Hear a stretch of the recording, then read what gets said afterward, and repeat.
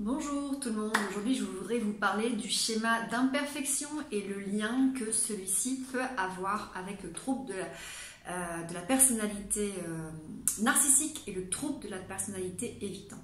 Alors je vous rappelle que le schéma imperfection s'est construit sur des origines humiliantes, dénigrantes, avec des parents qui vont critiquer, qui vont humilier, qui vont dévaloriser, qui ont potentiellement aussi comparé deux enfants avec un enfant qui était peut-être plus doué, plus intelligent, plus beau, plus doué à l'école, donc il y a eu des comparaisons.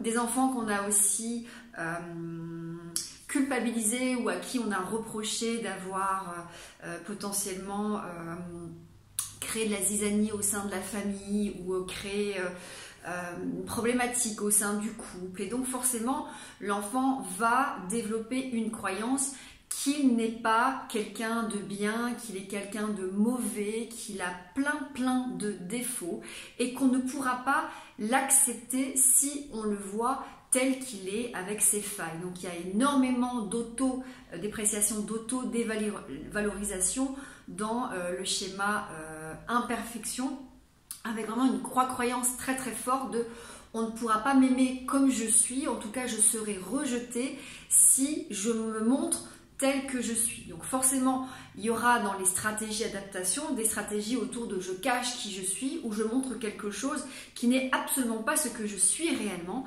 Et donc là, ça vous donne un peu la transition sur le trouble de la personnalité narcissique et le trouble de la personnalité évitante.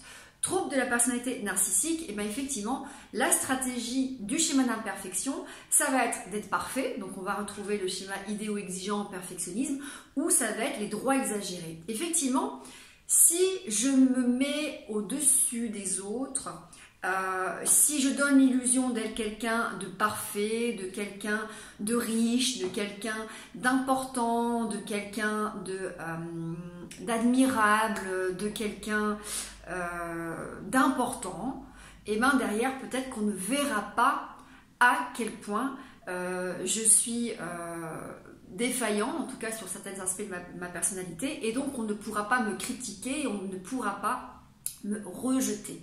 Donc voilà comment le schéma imperfection peut compenser à travers un trouble de la personnalité narcissique en se mettant au-dessus des autres, en estimant avoir plus de valeur que les autres, prétendre à plus de bien que les autres, prétendre à plus de faveur que les autres, ou en compensant dans l'ultra-perfectionnisme. Donc on peut retrouver, j'avais quelqu'un cette semaine qui a un gros schéma de perfection, et en fait il me dit je suis du vent, c'est-à-dire j'achète une grosse voiture, je fais en sorte d'avoir potentiellement un bon statut, d'être reconnu avec des marques, et donc forcément derrière on ne pourra pas voir à quel point je suis défaillant.